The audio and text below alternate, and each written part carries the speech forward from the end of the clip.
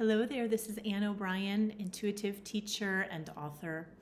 And I'm drawn to speak with you today about the difference between apathy and neutrality. Neutrality is something that I love and I teach. Neutrality when I'm teaching students to develop their intuition or working with clients on getting out of their triggers. Neutrality is a very good thing if you're an empath or sensitive person. It's a great thing to find is your neutrality, your center, being able to observe, being able to see clearly, really for all of us, to be able to see clearly what's going on instead of projecting our assumptions onto the world around us instead of getting really fired up and triggered by everything. Neutrality is a lovely thing. Some people, when they think of neutrality, they think it's flat and boring, and it's really anything but. So when I look at neutrality, neutrality is where you can include everything. You can include anything. There's nothing you aren't able to look at. You are able to see the big picture, and then you're free.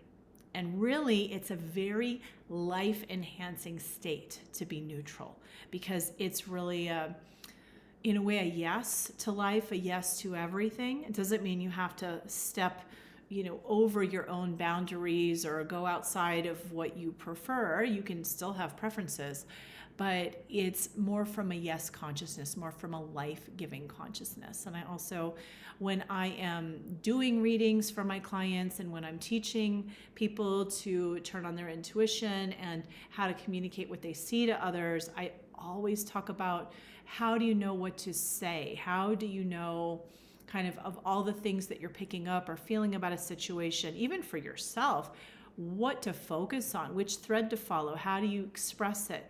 And the guideline I give a lot is focus on what is life enhancing, what is going to serve life, what is going to elevate life, what is going to bring more energy flow. Now, sometimes there's something we don't want to hear. It doesn't mean you shouldn't say those things, but you have to say it or approach it from the point of view of, I'm not trying to shut somebody down. It's not like a, you're bad, you're wrong, we're not going here, no, that topic is not okay. It's looking at, well, how do we direct the energy that we're noticing into some life-giving way? And there's a lot of nuance here, so it's hard to explain every little way that could play out, but that's a real theme. So neutrality is a consciousness of real aliveness versus what I see, and this is the reason I'm bringing this up, what I see very epidemic right now is apathy.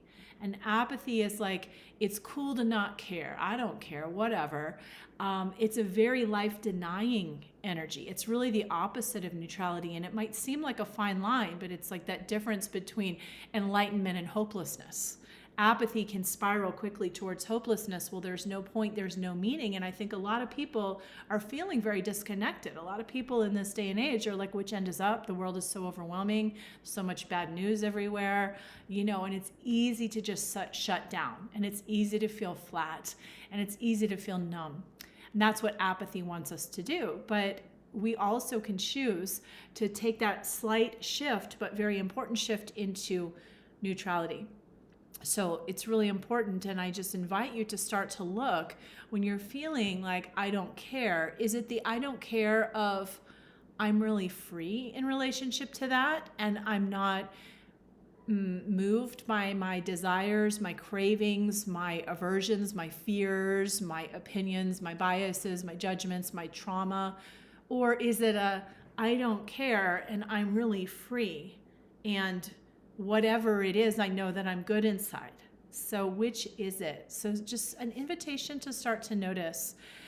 There is a lot of apathy around. So seeing if you can find also ways to cultivate that hope. Where is that care? Where is that passion? If you're not feeling it, if you do find, oh God, I am more in apathy, I'm not in neutrality, it's difficult to all of a sudden switch it all on or maybe get rid of all your triggers, right? We take years and decades and lifetimes to do all that. But one thing we can do is to practice joy, to practice finding things that bring us joy and actually practice them. Simple thing would be to dance or to smell some flowers or to have a bite of chocolate or whatever you can do to remember your innate nature, which does include joy.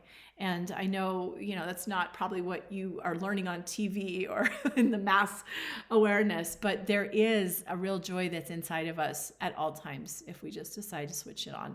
And I think from there, it is easier to find that neutrality and to find that freedom. So if you'd like support, you can find me at annobrianliving.com. I offer one-on-one intuitive reading, energy healing sessions. I have an intuitive training program where I work one-on-one and I mentor people in that.